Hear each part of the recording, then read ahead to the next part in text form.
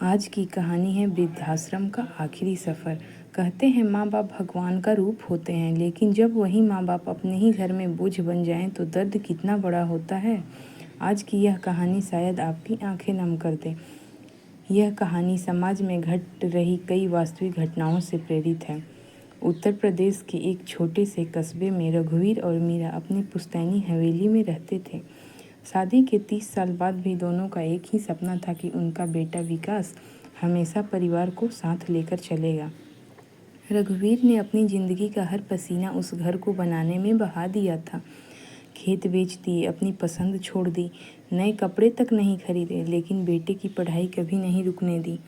मीरा ने अपने सारे गहने बेचकर विकास को शहर के बड़े कॉलेज में दाखिला दिलाया। गांव वाले कहते थे कि रघुवीर और मीरा जैसे माँ बाप भगवान हर किसी को दें। पढ़ाई पूरी होने के बाद विकास की नौकरी शहर की एक बड़ी कंपनी में लग गई। कुछ साल बाद उसकी शादी काजल से हुई। शादी के शुरुआती दिनों में सब कुछ ठीक था।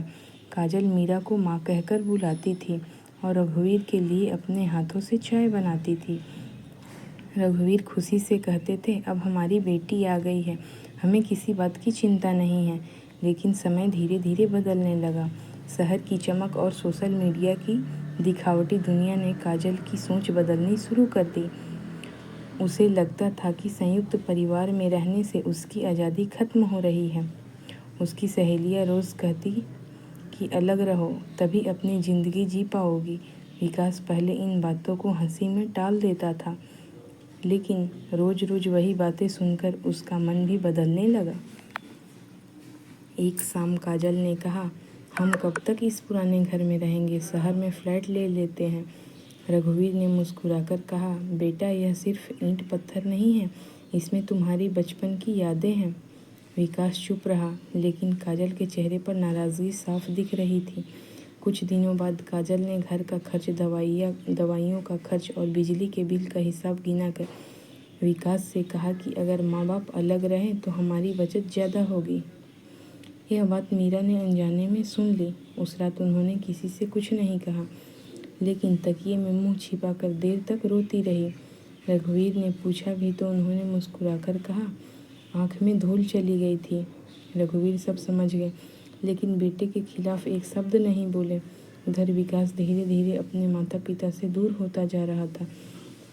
पहले जो बेटा रोज़ उनके साथ खाना खाता था, अब कमरे का दरवाज़ा बंद करके मोबाइल पर ही लगा रहता। एक दिन काजल ने इंटरनेट पर एक आलीशान वृद्धाश्रम का वीडियो दिखाया। वहाँ साफ सुथरे कमरे, डॉक्टर, बगीचा और अच्छी सुविधाएं दिखाई गई थी।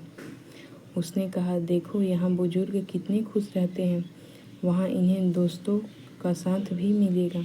विकास पहले तो चौंका, लेकिन कुछ दिनों बाद उसने भी यही सोचना शुरू कर दिया कि शायद यही ठीक रहेगा। दूसरी तरफ रघुवीर अपने पोते के आने के सपने देख रहे थे। उन्होंने अपनी पुरानी गुल्लक तोड़कर कुछ पैसे अलग रखे और मीरा से बोले, जब हमारा पोता आएगा तो उसके लिए लकड़ी का झूला बनवाऊंगा। मीरा की आंखें भर आई। उन्हें नहीं पता था कि जिस घर में वे पोते की किलकारियाँ सुनने का सपना देख रहे हैं, उसी घर में उनके लिए जगह कम पड़ने वाली है। एक रविवार की सुबह विकास ने हिम्मत करके कहा, पिताजी, हमें आपसे एक ज़रूरी बात करनी है। रघुवीर मुस्कुराते हुए बोले, कहो बेटा, क्या खुशखबरी है। विकास की नज़रें झुक गई। काजल ने उसकी ओर देखा और धीरे से बोली, पापा, हमने आपके लिए एक बहुत अच्छी जगह देखी है। रघुवीर ने हंसते हुए पूछा, कहाँ? तीर्थ यात्रा? काजल ने कांपती आवाज़ में कहा, नहीं, वृद्धाश्रम। यह शब्द सुनते ही मीरा के हाथ से चाय का कप नीचे गिर पड़ा। पूरे घर में सन्नाटा छा गया। रघुवीर कुछ पल तक बेटे का चेहरा देखते रहे। उनकी आंखों में आंसू नहीं थे, लेकिन ऐसा लग रहा था जैसे 30 साल की मेहनत एक ही पल में टूटकर बिखर गई हो। उन्होंने बस इतना कहा, बेटा, क्या सचमुच इस घर में अब हमारे लिए जगह नहीं बची? विकास चुप था। काजल भी पहली बार रघुवीर की आंखों में दर्द देखकर घबरा गई, लेकिन अब बात बहुत आगे बढ़ चुकी थी। उसी समय दरवाजे पर किसी ने जोर से दस्तक दी। रघुवीर ने दरवाज़ा खोला तो सामने एक अधेड़ उम्र का आदमी खड़ा था। उसने रघुवीर को देखते ही कांपती आवाज़ में कहा, क्या आप मुझे पहचानते हैं? रघुवीर हैरान रह गए क्योंकि उन्होंने उस आदमी को पहले कभी नहीं देखा था और यहीं से इस परिवार की ज़िंदगी का सबसे बड़ा रहस्य शुरू होने वाला था। दरवाजे पर खड़े उस अधेड़ आदमी को देखकर रघुवीर कुछ पल तक चुप रहे। उन्होंने विनम्रता से पूछा, भाई साहब, शायद आप गलत घर आ गए हैं। उस आदमी की आंखें भर आई। उसने जेब से एक पुरानी धूल से भरी तस्वीर निकाली। तस्वीर में दो जवान लड़के एक दूसरे के कंधे पर हाथ रखे मुस्कुरा रहे थे। उनमें से एक रघुवीर थे। तस्वीर देखते ही रघुवीर के चेहरे का रंग उड़ गया। उनके मुंह से धीरे से निकला, मोहन तुम? अगले ही पल दोनों एक दूसरे के गले लगकर फूट फूट कर रोने लगे। विकास और काजल यह सब देखकर हैरान थे। मीरा भी समझ नहीं पा रही थी कि इतने साल बाद अचानक यह आदमी कौन है। थोड़ी देर बाद सब लोग बैठक में बैठ गए। मोहन ने कांपती आवाज़ में कहा, रघुवीर, मैं तुम्हें ढूंढते ढूंढते 20 साल बाद यहाँ पहुँचा हूँ। विकास ने पहली बार अपने पिता की आंखों में बचपन जैसी चमक देखी। रघुवीर ने बताया कि मोहन उनका बचपन का सबसे करीबी दोस्त था। दोनों ने साथ पढ़ाई की, साथ खेतों में काम किया और एक दूसरे के बिना कभी नहीं रहते थे। लेकिन नौकरी की तलाश में मोहन शहर चला गया और फिर दोनों का संपर्क टूट गया। मोहन ने लंबी सांस लेते हुए कहा, काश मैं तुमसे पहले मिल जाता, शायद मेरी ज़िंदगी बर्बाद नहीं होती। कमरे में सन्नाटा छा गया। मोहन ने कहना शुरू किया, मेरे भी 2 बेटे हैं। मैंने उन्हें पढ़ाया लिखाया, अपने सपने बेच दिए, खेत बेच दिए, घर गिरवी रख दिया। जब दोनों कमाने लगे तो मुझे लगा अब बुढ़ापा आराम से कटेगा। लेकिन एक दिन उन्होंने भी मुझे यह कहकर वृद्धाश्रम छोड़ दिया कि वहाँ मेरी अच्छी देखभाल होगी। यह सुनते ही मीरा की आंखों से आंसू बहने लगे। मोहन ने कहा, पहले मुझे भी लगा कि शायद बच्चे सही कह रहे हैं, लेकिन कुछ ही दिनों में समझ आ गया कि उन्हें मेरी नहीं, मेरी ज़मीन की ज़रूरत थी। उन्होंने मेरे दस्तखत लेकर सब कुछ अपने नाम कर लिया और फिर कभी मिलने तक नहीं आए। यह सुनकर रघुवीर का दिल कांप उठा। उन्होंने अनजाने में विकास की तरफ देखा। विकास की नज़रें झुक चुकी थीं। मोहन ने आगे कहा, वृद्धाश्रम में मैंने ऐसे दर्जनों माँ बाप देखे हैं जिन्हें उनके अपने बच्चे छोड़ गए। कोई महीनों तक मिलने नहीं आया, कोई सालों तक नहीं आया। कुछ लोग तो हर रविवार दरवाजे की तरफ देखते रहते थे कि शायद आज बेटा आएगा, लेकिन शाम हो जाती और कोई नहीं आता। मोहन की आवाज़ भर्रा गई। उसने कहा, एक बाबा थे, हर सुबह नए कपड़े पहनकर गेट पर बैठ जाते थे, कहते थे, आज मेरा बेटा आएगा। 6 महीने तक इंतज़ार किया, फिर एक दिन वहीं बैठे बैठे उनकी सांसें रुक गई। बेटा अंतिम संस्कार में भी नहीं आया। कमरे में बैठे हर इंसान की आंखें नम हो गई। विकास का गला सूखने लगा। उसे पहली बार एहसास हुआ कि जिस फैसले को वह सुविधा समझ रहा था, वह किसी माँ बाप के लिए जीते जी मौत जैसा हो सकता है। तभी मोहन ने रघुवीर से पूछा, तुम्हारे बच्चे तो बहुत अच्छे लगते हैं, तुम्हारा बुढ़ापा तो आराम से कट रहा होगा। यह सुनते ही कमरे में फिर से सन्नाटा छा गया। किसी की हिम्मत नहीं हुई कि सच बता सके। रघुवीर ने मुस्कुराने की कोशिश की, लेकिन उनकी मुस्कान दर्द में बदल गई। उन्होंने धीरे से कहा, आज ही मेरे बेटे ने मुझे और मीरा को वृद्धाश्रम भेजने का फैसला किया है। मोहन के हाथ से पानी का गिलास छूटकर ज़मीन पर गिर पड़ा।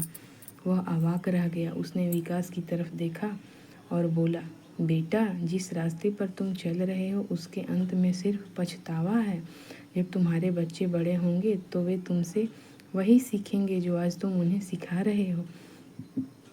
विकास के चेहरे पर पसीना आ गया, लेकिन तभी काजल ने बीच में कहा, हम इन्हें तकलीफ़ नहीं देना चाहते, वहाँ सारी सुविधाएं हैं। मोहन ने शांत स्वर में जवाब दिया, बेटी, बुजुर्गों को सबसे ज़्यादा ज़रूरत दवा की नहीं, अपने लोगों की होती है। तभी बाहर गली में एक कार आकर रुकी। उसमें से 2 लोग उतरे। उनके हाथ में कुछ फाइलें थीं। उन्होंने दरवाजे पर आकर पूछा, क्या यही रघुवीर जी का घर है? हमें ज़मीन और मकान के कागजात के बारे में बात करनी है। यह सुनते ही रघुवीर और मोहन एक दूसरे का चेहरा देखने लगे, जबकि विकास और काजल के चेहरे का रंग उड़ चुका था, क्योंकि उन फाइलों में ऐसा सच छिपा था जो पूरे परिवार की ज़िंदगी हमेशा के लिए बदलने वाला था। दरवाजे पर खड़े दोनों लोगों ने अपना परिचय दिया।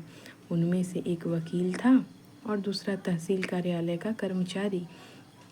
वकील ने रघुवीर से कहा, रघुवीर जी, आपने 5 साल पहले जो वसीयत बनवाई थी उसके संबंध में कुछ ज़रूरी कागज़ पूरे करने हैं। यह सुनते ही विकास और काजल एक दूसरे का चेहरा देखने लगे। उन्हें पहली बार पता चला कि रघुवीर ने कभी वसीयत भी बनवाई थी। विकास के मन में तुरंत यह ख्याल आया कि शायद अब सारी ज़मीन उसके नाम होने वाली है। लेकिन वकील ने जैसे ही फाइल खोली, कमरे का माहौल बदल गया। उसने कहा, यह साधारण वसीयत नहीं है, इसमें आपने एक विशेष शर्त लिखवाई थी। रघुवीर ने शांत स्वर में कहा, हाँ, अब समय आ गया है कि सबको इसके बारे में पता चल जाए। वकील ने पढ़ना शुरू किया। यदि मेरे बुढ़ापे में मेरा बेटा और बहू मेरी और मेरी पत्नी की सेवा सम्मान और अपनेपन से करेंगे, तभी उन्हें मेरी संपत्ति का अधिकार मिलेगा। यदि वे हमें बोझ समझकर अलग करने की कोशिश करेंगे या वृद्धाश्रम भेजेंगे तो मेरी पूरी संपत्ति गांव के अनाथ बच्चों की पढ़ाई और एक वृद्ध सेवा ट्रस्ट को दान कर दी जाएगी। यह सुनते ही विकास के पैरों तले जमीन खिसक गई। काजल के हाथ कांपने लगे। पूरे कमरे में सन्नाटा छा गया। मोहन ने गहरी सांस ली और धीरे से कहा, रघुवीर, तुमने बहुत दूर की सोच रखी थी। विकास की आंखों से आंसू निकल पड़े। उसने पिता के पैरों में गिरते हुए कहा, पिताजी, मुझे माफ़ कर दीजिए। मुझे आपकी ज़मीन नहीं चाहिए, मुझे आप दोनों चाहिए। रघुवीर ने उसका सिर उठाया और बोले, अगर यह बात तुम कागज़ देखने से पहले कहते तो मुझे सबसे ज़्यादा खुशी होती। यह सुनकर विकास और ज़ोर से रोने लगा। तभी कमरे के कोने में खेल रहा उसका 7 साल का बेटा आरव मासूमियत से बोला, पापा, जब आप बूढ़े हो जाओगे तो क्या मैं भी आपको वृद्धाश्रम छोड़ आऊँगा? यह सुनते ही विकास का दिल जैसे चीर गया। उसे लगा जैसे उसकी अपनी ही परवरिश उसके सामने आईना बनकर खड़ी हो गई हो। वह फूट फूट कर रो पड़ा। काजल भी अपने आंसू नहीं रोक सकी। वह मीरा के पास गई, उनके पैरों पर सिर रखकर बोली, माँ जी, मैंने सोशल मीडिया और लोगों की बातों में आकर बहुत बड़ी गलती कर दी। मैंने कभी यह नहीं सोचा कि जिन लोगों ने अपना पूरा जीवन हमारे लिए लगा दिया, उन्हें ही उनके घर से दूर करने की बात कर रही हूँ। मीरा ने कांपते हाथों से उसके सिर पर हाथ रखा और कहा, गलती से बड़ा इंसान का पछतावा होता है। बेटी, अगर दिल से बदल जाओ तो घर फिर से बस सकता है। उसी समय विकास ने वृद्धाश्रम में फ़ोन करके अपनी बुकिंग रद्द कर दी। अगले दिन वह मोहन के साथ उस वृद्धाश्रम गया। वहाँ उसने दर्जनों बुजुर्गों को देखा जो हर आने वाली गाड़ी को उम्मीद भरी नज़रों से देखते थे।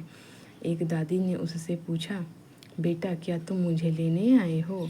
विकास के पास कोई जवाब नहीं था। उसकी आंखें भर आई। उसने वही मन ही मन प्रण लिया कि वह हर महीने उस वृद्धाश्रम में जाएगा और जिन बुजुर्गों के अपने उन्हें भूल चुके हैं उनके साथ कुछ समय ज़रूर बिताएगा। कुछ महीनों बाद रघुवीर ने अपनी वसीयत फिर से लिखवाई, लेकिन इस बार इसलिए नहीं कि उनका बेटा बदल गया था, बल्कि इसलिए कि उनके परिवार ने फिर से रिश्तों की कीमत समझ ली थी। उन्होंने संपत्ति का एक हिस्सा गांव के गरीब बच्चों की पढ़ाई के लिए दान कर दिया और बाकी परिवार के नाम कर दिया। घर में फिर से हंसी लौट आई। शाम को पूरा परिवार एक साथ बैठकर खाना खाने लगा। आरव रोज़ अपने दादा दादी के साथ कहानियाँ सुनता और कहता, दादाजी, आप कहीं नहीं जाओगे, यह घर आपका है। रघुवीर की आंखों में आंसू आ जाते, लेकिन इस बार वे दर्द के नहीं, खुशी के आंसू होते। मोहन भी अक्सर उस घर आता और मुस्कुराकर कहता, जिस घर में बुजुर्गों की इज्जत होती है वहाँ भगवान बिन बुलाए आ जाते हैं। रघुवीर ने एक दिन पूरे गांव के लोगों के सामने सिर्फ एक बात कही, घर की नींव ईंटों से नहीं, माँ बाप के आशीर्वाद से मजबूत होती है। जिस दिन हम अपने बुजुर्गों को बोझ समझने लगेंगे, उसी दिन हमारी आने वाली पीढ़ियाँ भी हमें बोझ समझना सीख जाएंगी। उस दिन सभा में बैठे कई लोगों की आंखें नम थीं। कुछ ने वहीं तय किया कि वे अपने माता पिता को अपने साथ सम्मान से रखेंगे। इस कहानी का उद्देश्य एक परिवार की कहानी सुनाना नहीं, बल्कि समाज को यह याद दिलाना है कि समय बदल सकता है, साधन बदल सकते हैं, लेकिन माँ बाप का स्थान कभी नहीं बदल सकता। दोस्तों, अगर कहानी पसंद आई हो तो चैनल को सब्सक्राइब करिएगा और कुछ कमी रह गई हो तो कमेंट में ज़रूर बताइएगा। थैंक यू दोस्तों।